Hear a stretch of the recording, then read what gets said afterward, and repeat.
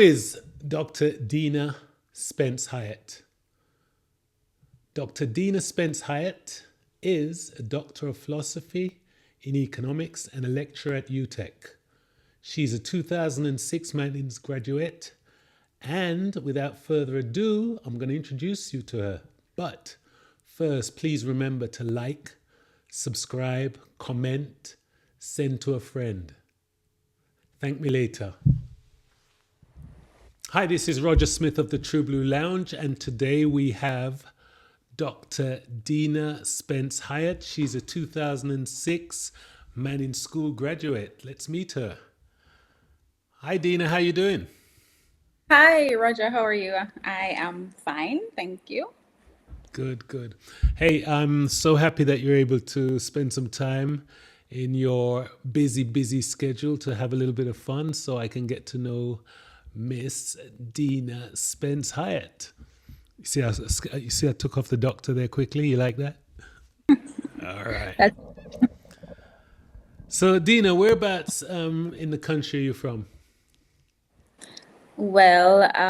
I was born in Savanna-la-Mar, grew up in and around from into Broughton, Little London, and then I moved to K Valley, Hanover for the Oh, latter part of the teenage years.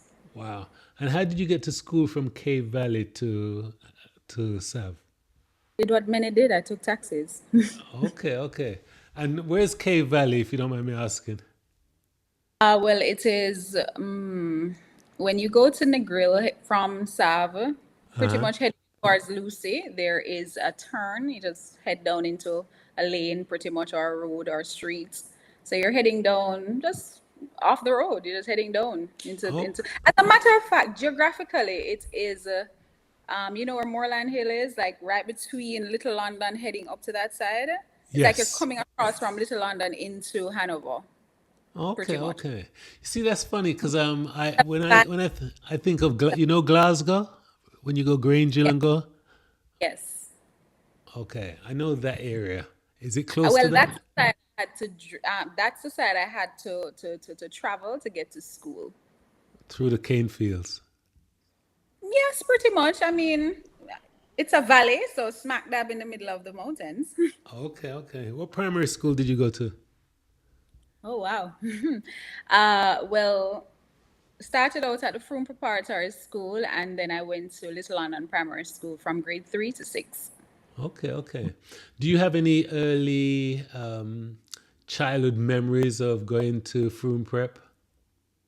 Oh, yes, I have, funny enough, I have a lot. Tell us about a fun I one have a that you lot. remember because The we don't fun go one is back. The fun one is interestingly one that I have been told not to say in public, that I saw a mermaid right there in the river at the back, like of the school. I used to just tell everybody that, listen, there is a mermaid at the back of the school. And that they would look at me. Of course, the adults would say, please don't repeat that because there's nothing called a mermaid.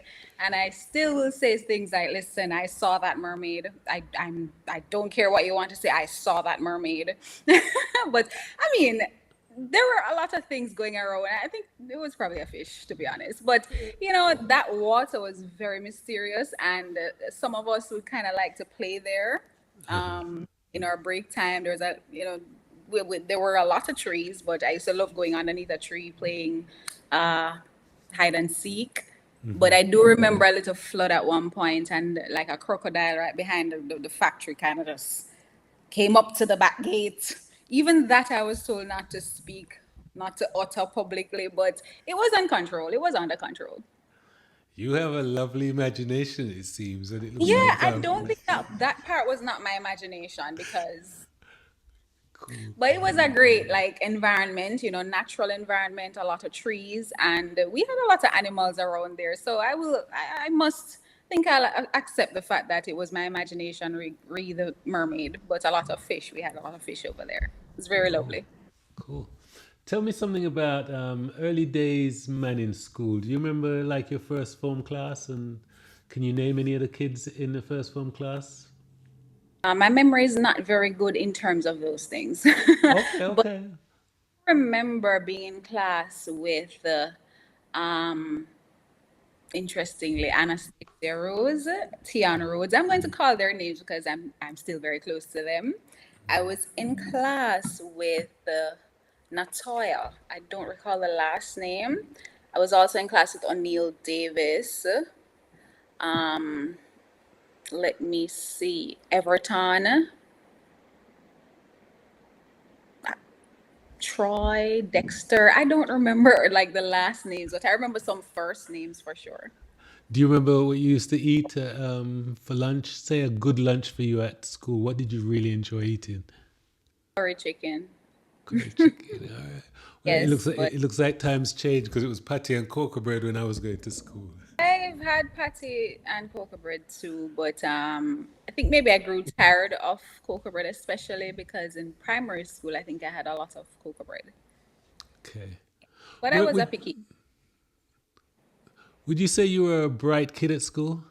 Nope, Wow, not wow. not at Manning's. I think at the lower level, like the primary level, you may be you may get a feeling that you are bright based on the performance of others, even if you're not at the top, like you're not first place or second place. But when you realize that, especially first of all, I went to prep school and then I switched over into primary school. So at prep school, and you only have 10 of you in a class or maybe 15, you realize that okay, we're all pretty much doing well.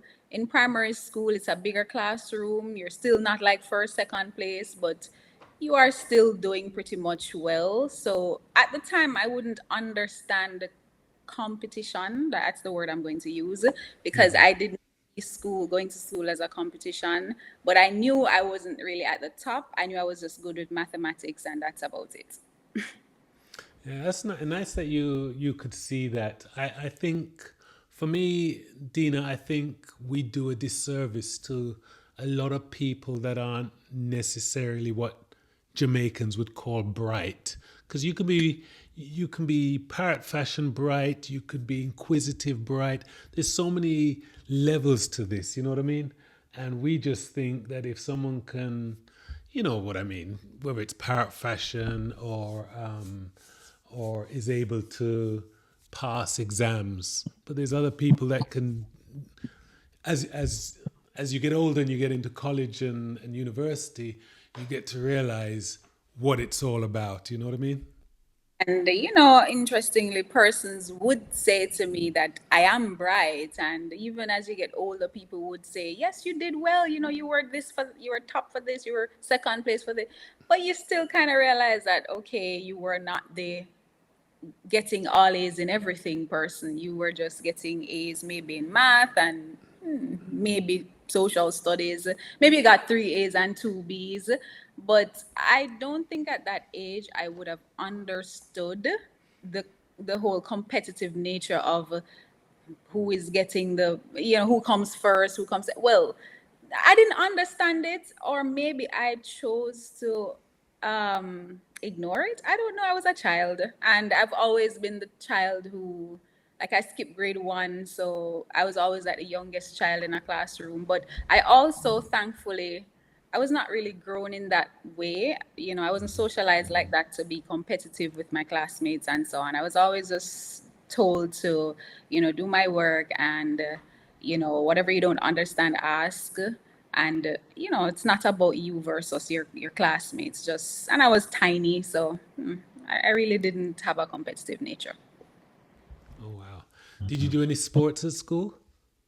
Oh, lorks. I was a little enough when it comes down to that. I just felt like I could run. I used to like to run up and down. At home, I was always playing. I have a lot of brothers. So I was always playing like cricket and so on, but climbing trees and all of those little male boy stuff. But at school, I would run. I like to perform in sports day. Okay. And what distances are we talking about? It has to be the sprints, yeah? 100? Nope. Nope. It was actually long distance more so than Wow. 100, It's because you like said you 50. were little. Well, when you say little, you mean Kenyan little? Somalian little? You have to. Well, maybe I need to specify. I was little in primary school. I was very tiny, in my opinion. In high school, I was skinny.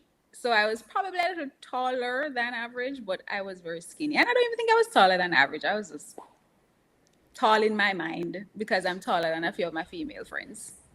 1,500 meters, 3,000 meters. 100. No, I didn't go up. I did not go beyond 1,500 meters. Okay, okay. So, would you say there was a teacher that was instrumental in you having the role that you have at UTech now as a lecturer? Um, I would probably pinpoint three teachers at Manning's. Um, the first one I'll pinpoint is the one who basically has or had my last name or my maiden name, Spence. Mr. Spence. He taught me math in second form, and for some reason, I mean, he was a very strict teacher, but he recognized my love for math, and he kind of nurtured it. Not like it needed a lot of nurturing, because I was always just somebody who I'll do math even now as a hobby. Some people will take up a book and read like a novel. I'll just take up a math textbook if I feel like and do some maths. But he was very, and I guess because he's a maths teacher, he was very nurturing towards you when you like mathematics. So he would just, he's I would say he kind of, pats the math on the back that you have, or pats the math back that you have. He's always like that. He was very nurturing to people who likes mathematics. That's what I observed.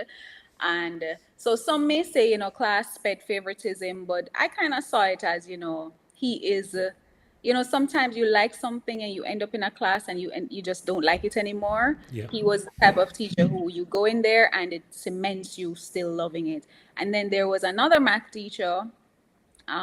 This was Mrs. Locke. She taught me in fourth or fifth form. She would place the class in groups so that we help each other out. So it's like pair group with maybe like a group leader or somebody who is probably a little better off in the math field, and they can help you. So she allowed us to work as a team. There was a unison, and then that helped some of us to be somewhat a natural teacher, because you realize that no, you can help your classmates, and you are helping your classmates because your teacher told you to do so, and then you actually like doing it and you're helping your classmates. And then the third one was my geography teacher, that was Miss Reed.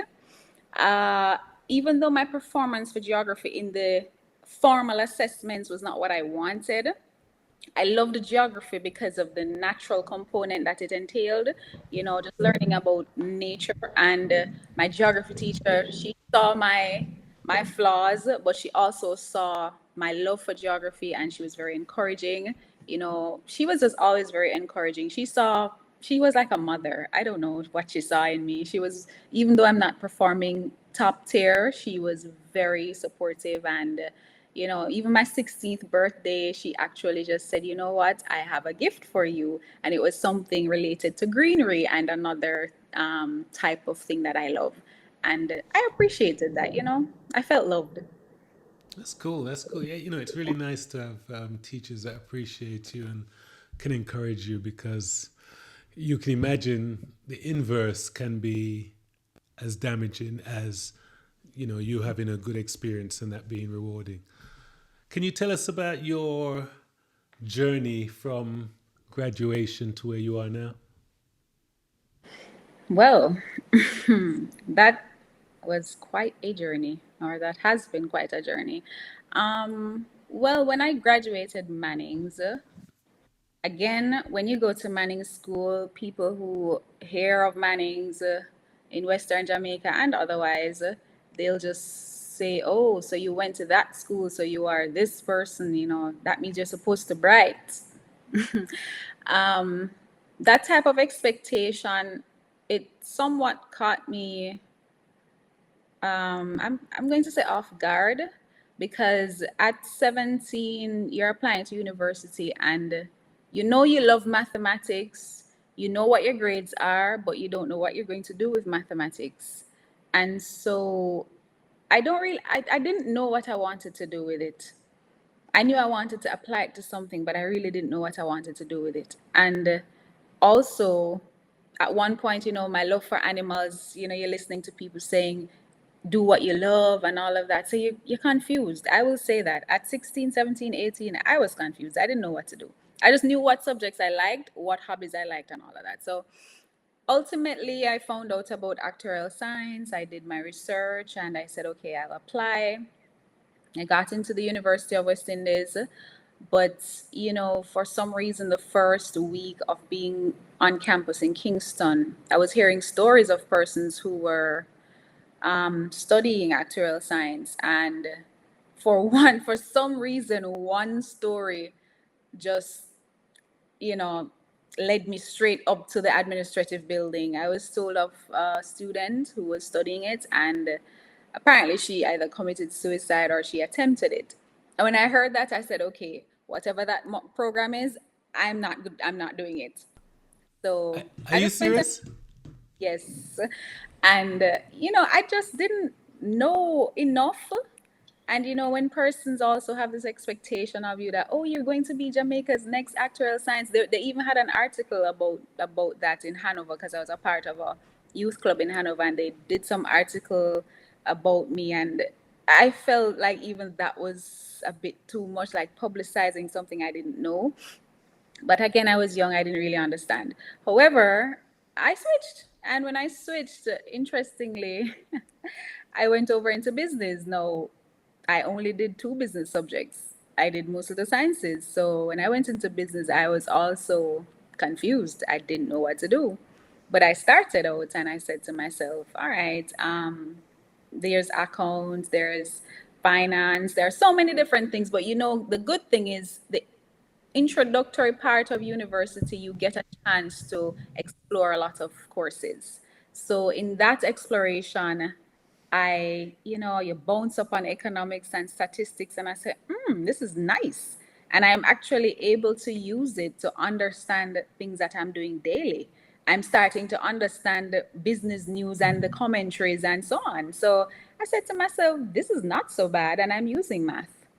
So I had a lecturer who just said, you can actually do economics as a degree. I said, what? She said, yes. And I did my research and I went ahead and I just got my transfer and I did my first degree in economics and statistics. I wanted to do it in economics and mathematics, but I did economics and statistics. And it was just, I always had somebody along the journey guiding me, whether in my family or at school. But a lot of strangers, I'll say strangers, a lot of strangers came along the way and guided me. For example, lecturers. And, I completed that first degree, I got a first class honors, and then I just, again, a stranger just said to me, why don't you apply for the master's in economics? I'm like, huh? What? And I applied late, but I got into the program. And it just went on. And as I said, a lot of persons just joined my life and they were just very, informative and very helpful.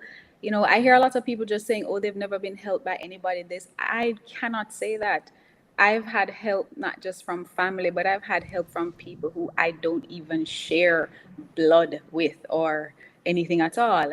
And, I was just very happy that I had that type of assistance from people, and it felt genuine. And even if it wasn't genuine, it took me to places that I considered very good and positive.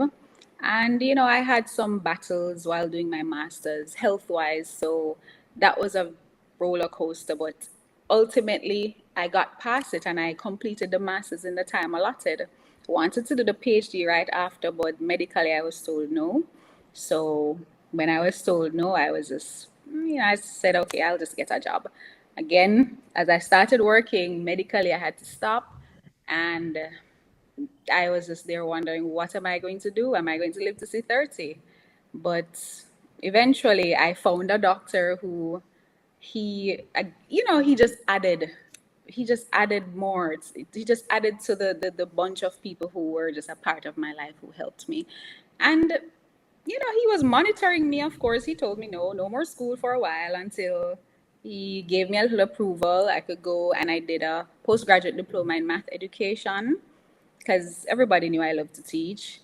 And then ultimately, he gave me the go ahead to do a PhD. But he was very skeptical, you know, he didn't want me to leave the country too much. You know, he was on the side of, okay, are you going to do it here? Or are you going to leave?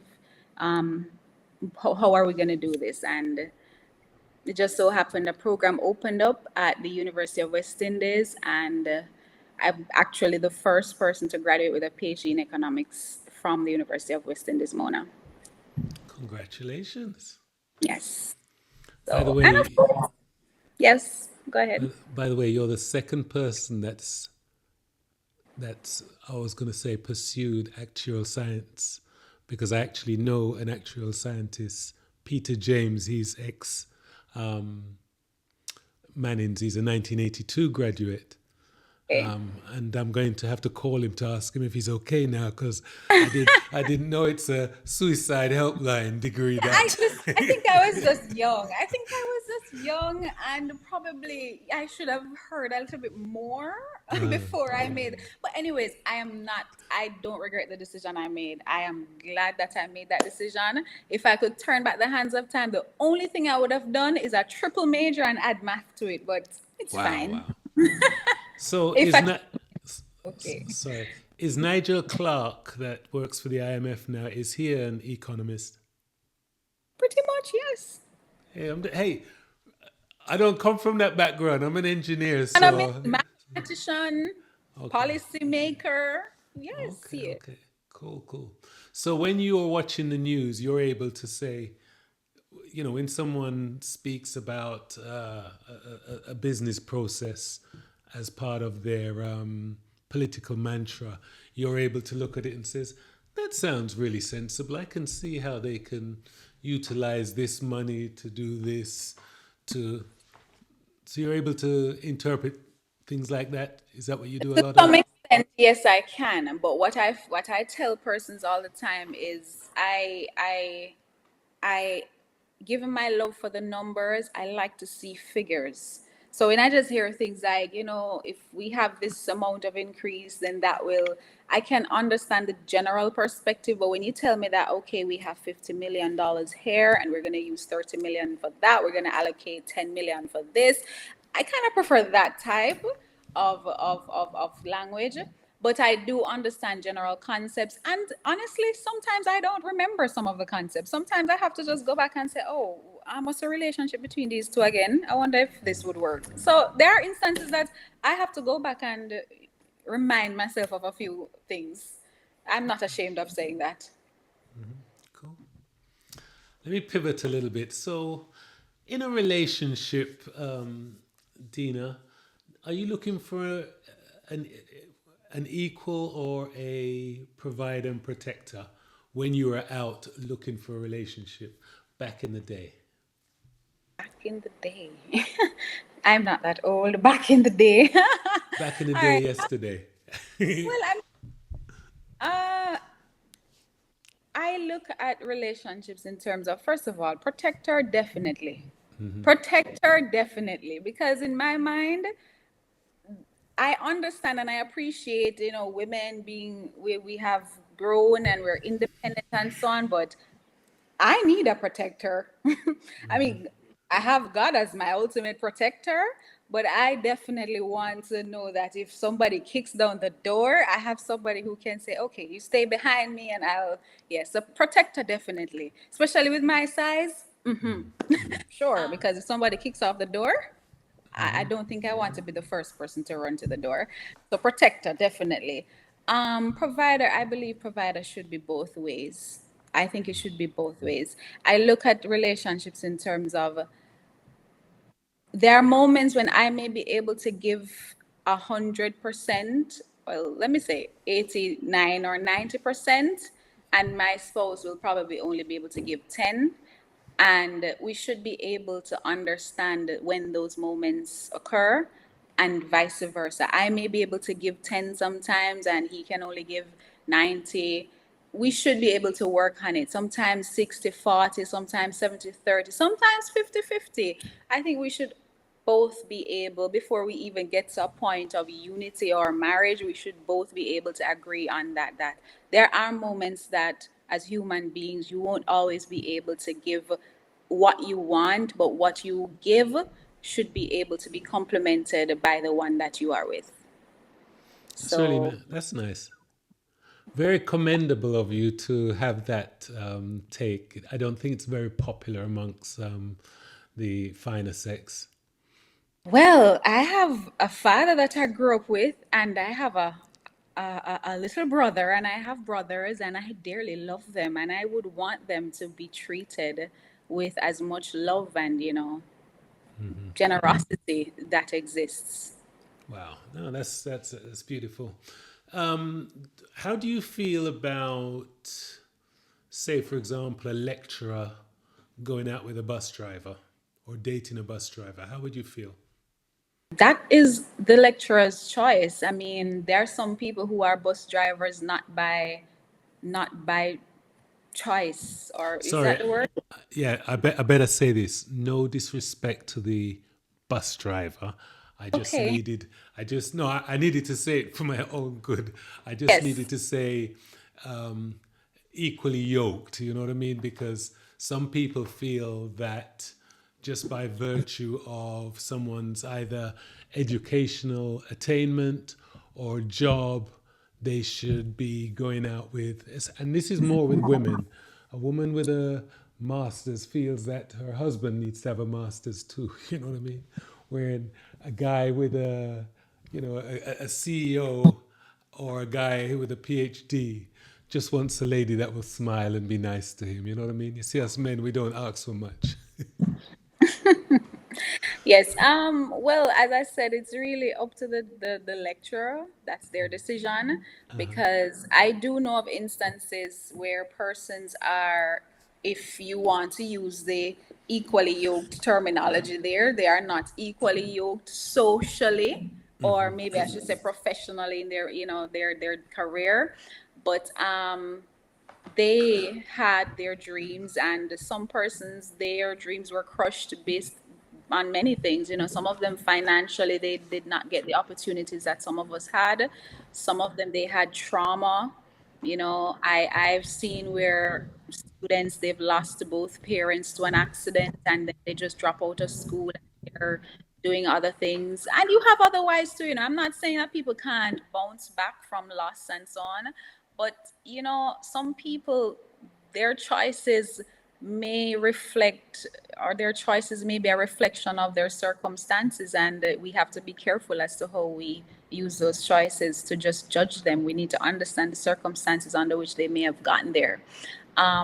I've also seen where persons, females, they have their masters or their PhDs, their husband or their spouse, they don't have that, and they encourage them. They say, "Okay, come now, chop chop, let's go to school together," and it works.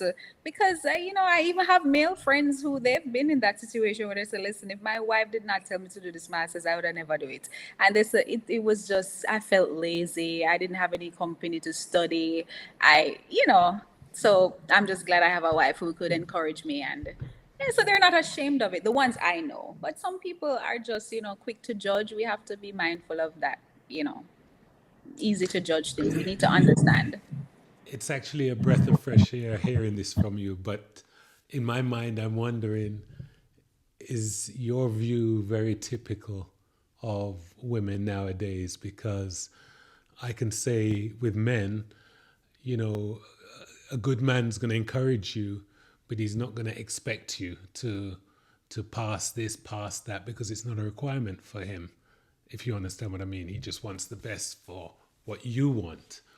But sometimes women have the tendency, they want to dress you, shave you, teach you to No, speak and walk you. No, there's a lot of women that they don't want a man unless they can fix him up. Fix him up. maybe, but maybe that's why for some women like myself, maybe some of us are attracted to a certain, I don't know, maybe some of us, we get to know people, and we understand why we're attracted to them. So obviously physically you're attracted to somebody, but when you get to know them, you realize, oh, he actually knows how to dress himself. Okay, he actually knows how to put on a nice tie.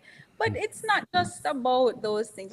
I don't know. In my mind, you have to get to know people. You have to get to know people before you start wanting to change people. You don't know why this person may have been dressing like this.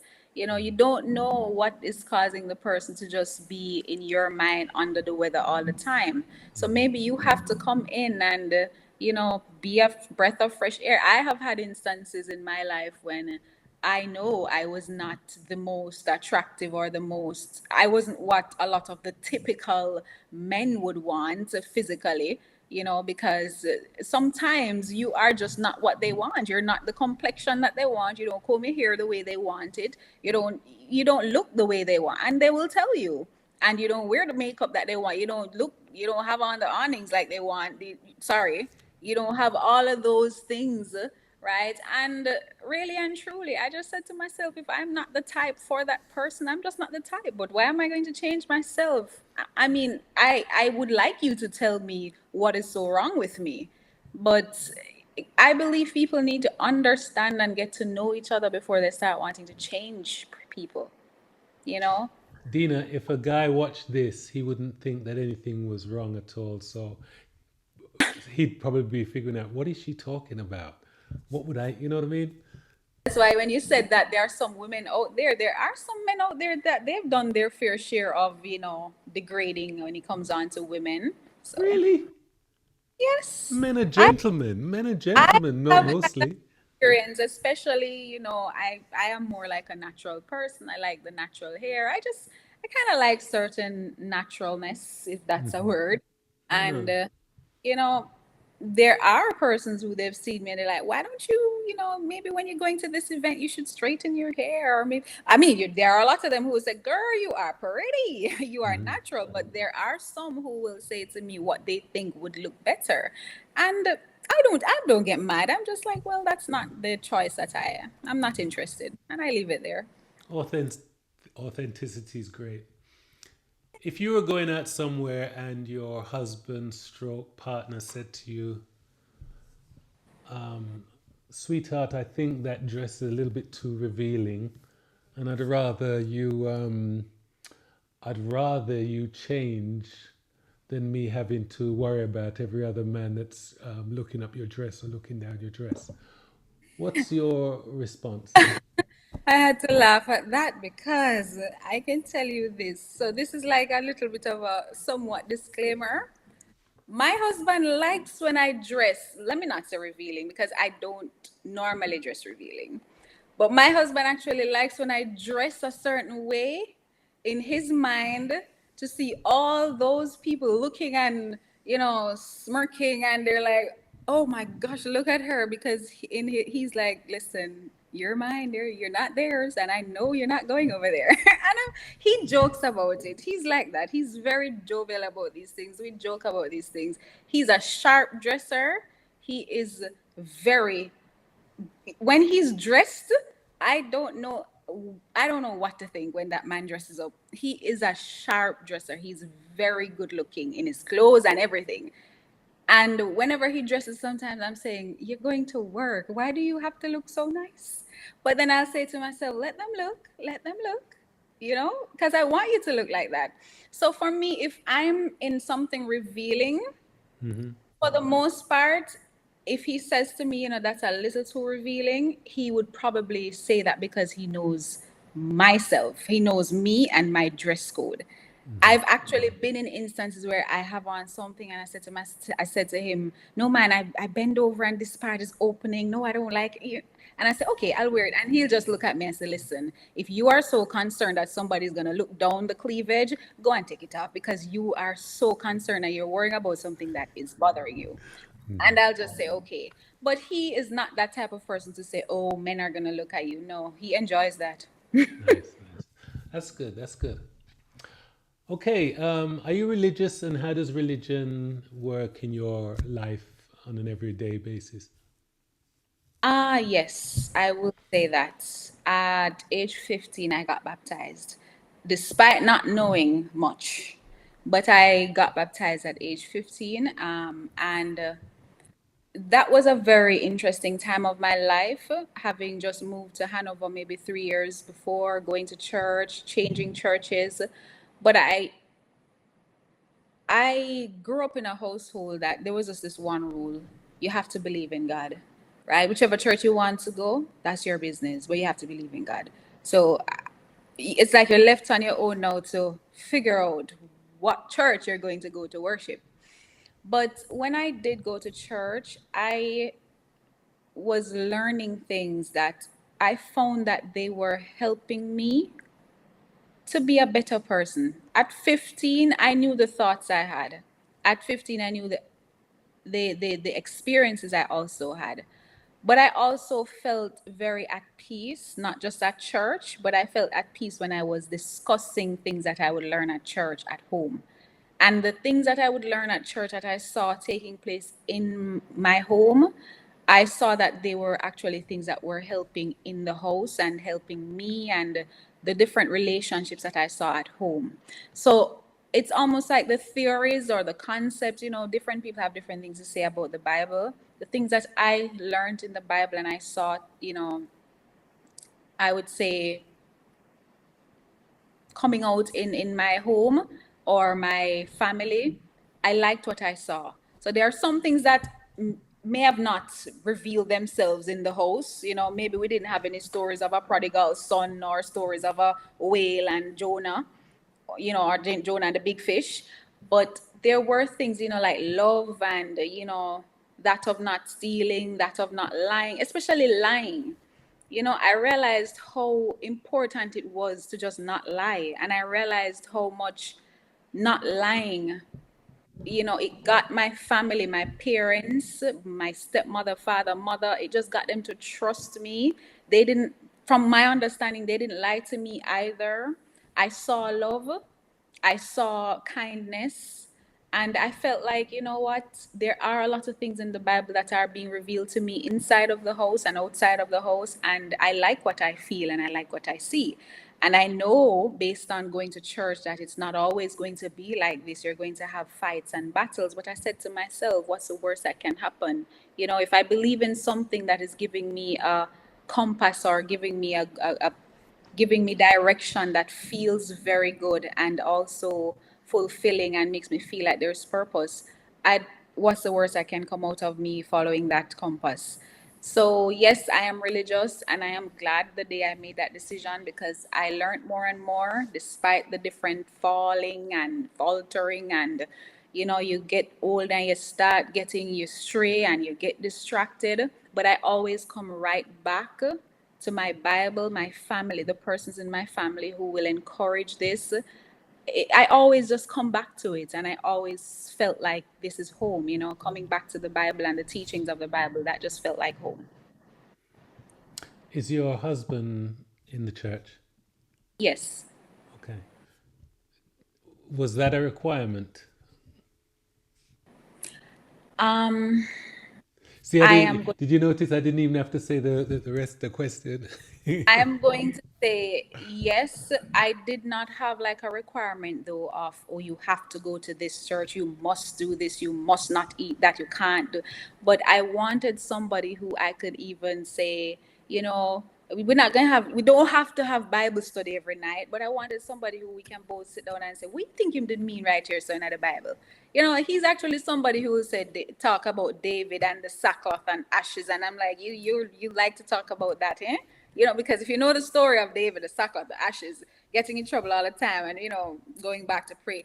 So, somebody I can actually talk to about it and we can find things in the Bible to agree and disagree on, Okay. so yeah.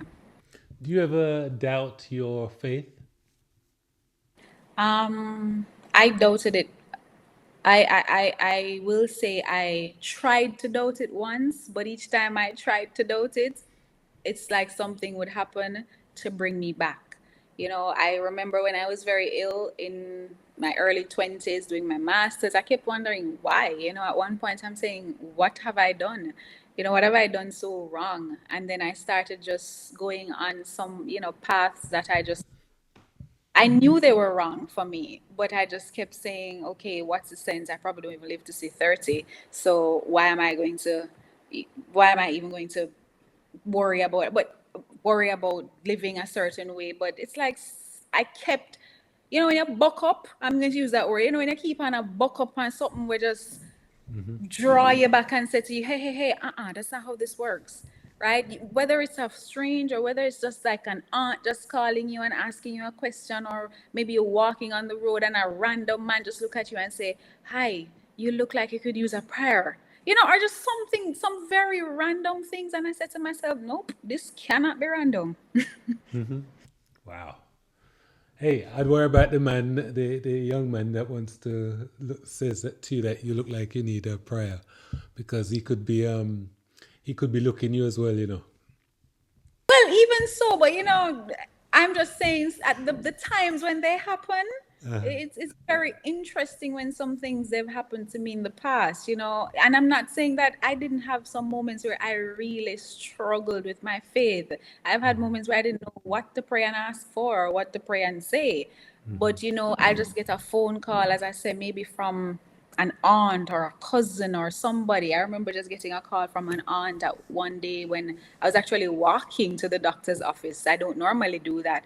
I never normally do that. And I was walking that day when I got the phone call from the relative, and she just said to me, all right, here's what. I'm not so sure what's going on with you. I don't know. I just gave you a random call, but you have a dress, right? And I said, yes. She said, okay, you're going to put it on Sunday morning at such and such a.m. And you're going to just walk and take a taxi and just go down to, and I'm like, what? And, we started laughing and joking about a few things, but for some reason that just connected with me and I did exactly that. And I found myself right back in church where I belonged. Wow. Nice. Um, you know, whenever I remember you now, I'm gonna think River Mama. Sorry, River Maid. That's what I'm gonna think. Hey, have you ever done a job that you didn't like, Dina?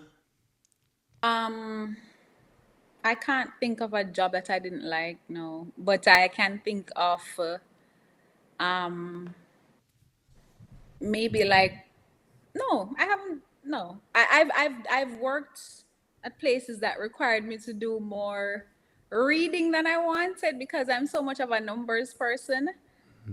And when I had to do so much reading and I saw so little numbers, I felt like I felt like I was drowning and I wanted to see numbers. But what I realized was that I was working among persons who they also said to me, listen, when you know these things, they stay with you and it helps you with the economic background and, that type of thing. So I would say to myself, they're right. And yeah, so the environment with the persons that made a difference. But the reading, and at one point I had a supervisor who she'd say, okay, take a break from the reading. Just take a break, take a walk, because I know you're on the reading. And, but again, environment, people. So I had people around me who, even if the job itself, I don't enjoy the reading, the actual job, there were persons who I was honest enough to say to them, this whole heap of reading, man. And they were just understanding enough to say, okay, I understand, but hey, you need it. You can't just do maths for the rest of your life. So, Wow. and interestingly, now I like to read. I like to read way more than before. What do you like reading? Um, I like, it's going to sound strange, but I actually like to read those little encouraging, motivational stuff. I'll read things that are maybe fictitious too, but you know what? I think I lied a little earlier. I like to read, but not as much as some people. I like to read a lot more than I used to. And right now, I'll read things that are uplifting. I'll read things that are a little fictitious, maybe like a small novel. You're not going to get me read anything big like this. And I'll read little things that are, you know, um, okay, I study economics, fine. But let's say there's something like about some geographic, maybe something going on, stuff with the hurricane. I'll just read things that are informative. I don't just get up and want to read news all the time. It's around me, So I'll read little things. It just depends. I'll just see something, it looks interesting, and I say, oh, I'm gonna take a read of this. I like the title. I wasn't like that once. Nope. I'll read little legal stuff too. I'll read a little legal thing, Yeah. Who balances the books in your family? Balances the books, Yeah, the meaning? finances, checkbook, and all that sort of stuff. Oh, you're talking about in which family? Marriage Your or in family? marriage. Both of us, because Okay. we're both actually, yeah, we're both people who, we have that knowledge of numbers and that knowledge of math and econ and accounts, but we are both, we kind of both put ourselves in a position where here, I'll just say, look, you do that this week, I can't do that this week, and the other way around. But You sound so understanding. I try to be. I'm not always understanding. If you had a dream vacation, where would it be? A dream vacation. Okay. There are a whole lot of places. A dream vacation. I can't tell you. I just, there are so many places that I've seen that I like. But it has to be somewhere that has a whole lot of mountains and a whole lot of beaches. Jamaica, that sound like? So, for example, here in Jamaica, I will go to Portland every single day if you give me the chance. I'll go to Hollywell every day if you give me the chance. Anywhere that is just a whole heap of trees and a whole heap of water, yeah. What would you tell a 16-year-old young Dina if you could go back and whisper in her ear? I would tell 16-year-old young Dina that you are not alone in this world. You are not alone in this world. You don't have to make decisions all by yourself. And the world does not revolve around you. So be prepared for anything and everything. Just be reminded the world does not revolve around you. And there are moments when you'll be climbing and there are moments when you'll be falling. So be prepared. Do you credit Mannings for your makeup now? Or any parts of you, your determination? This is not going to be pleasant to many, but I do credit one experience that I had at Manning's, because that experience, while it was most distasteful and it did a number on my confidence, it is that one experience that made me realize that, look, people will, and people who you trust and expect better from, will tell you that you can't make it or do it. And they will be hell bent that you are not meant for a certain level of success. But that decision is yours and God's. That's not a man's decision.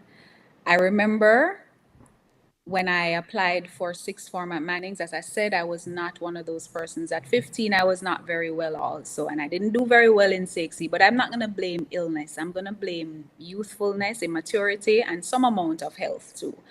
So I did not get those 8 distinctions that I wanted and so on, but I did get what was required for sixth form. And the vice principal at the time literally embarrassed me in that interview and told me that I did not have what it takes to be a sixth former at Manning School, and I was not ready for, or I was not sixth form worthy for the school. And I took it with a frown. I cried. I walked out. I was crying. A lot of persons who were there for the interview, they saw me crying, and I just walked out. And I was very embarrassed. But I went home. I spoke to my stepmother, and she said, "Listen, there are other institutions. All right, you have Frome. There is Roces. You passed them. There are other schools you can go to. So don't worry about it. All right." And I applied for other schools. I got through for. I think I didn't hear from one. In it, well, I didn't wait long enough to hear from the other, but one of them I got through on the go.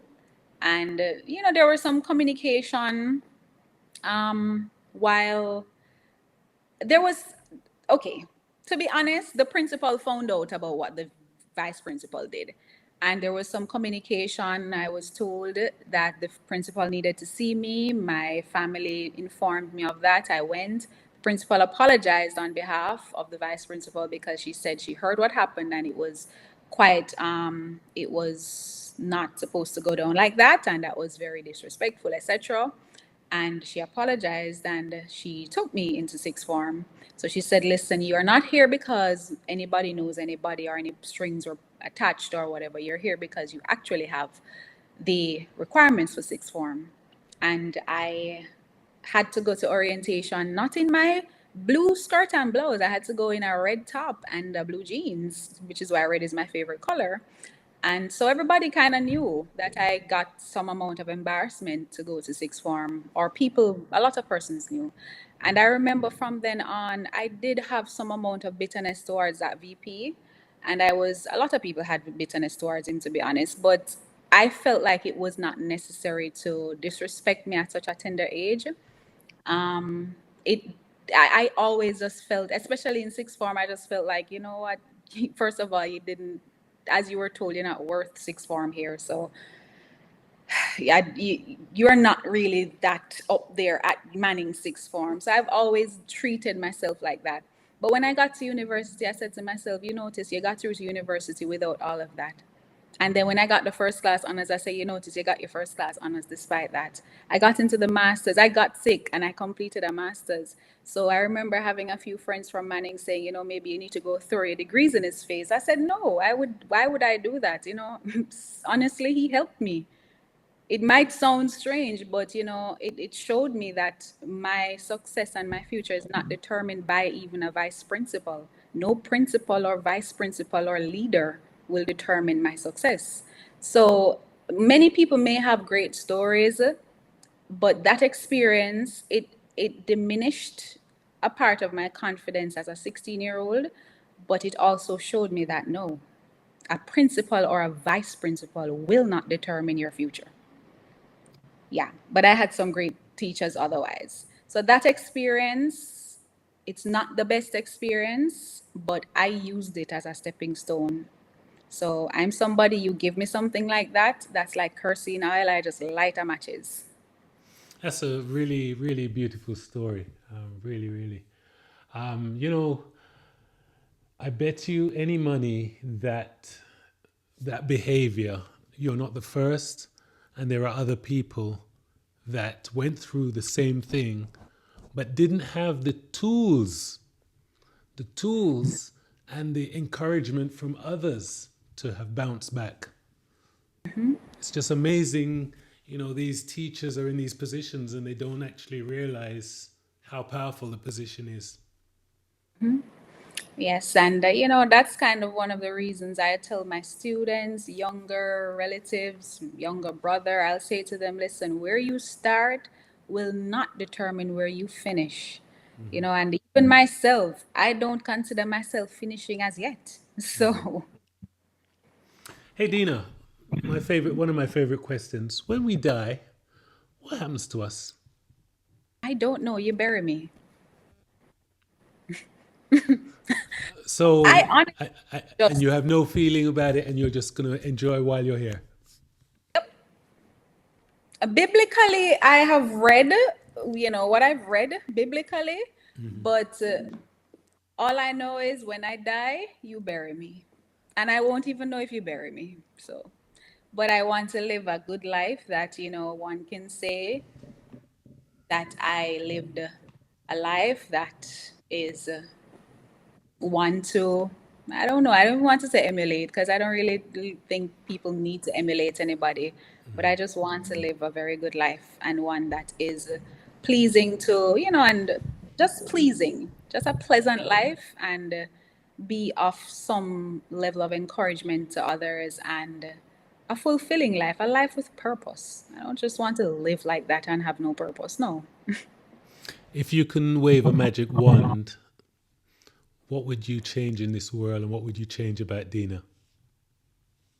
If I could wave a magic wand, what would I change about the world? You want me to change one thing? Yeah, just one thing. Yeah. Um,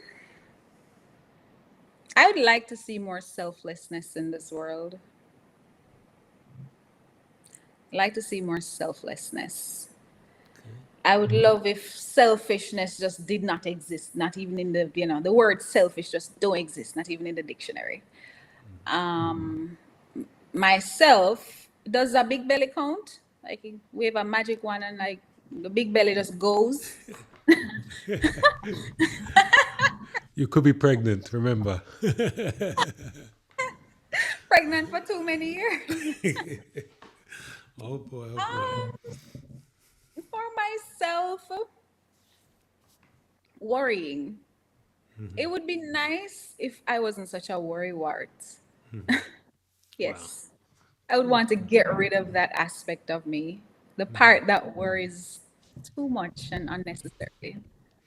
When you think about the future, are you hopeful? Yes. That's good. That's good. Thank you very much for gracing my little stage here. It was really nice talking to you and getting to know you. You're welcome and thank you for having me. It was a pleasure and nice meeting you. And I hope that I could grace somebody with what I said to you today. Most definitely. I want to ask you.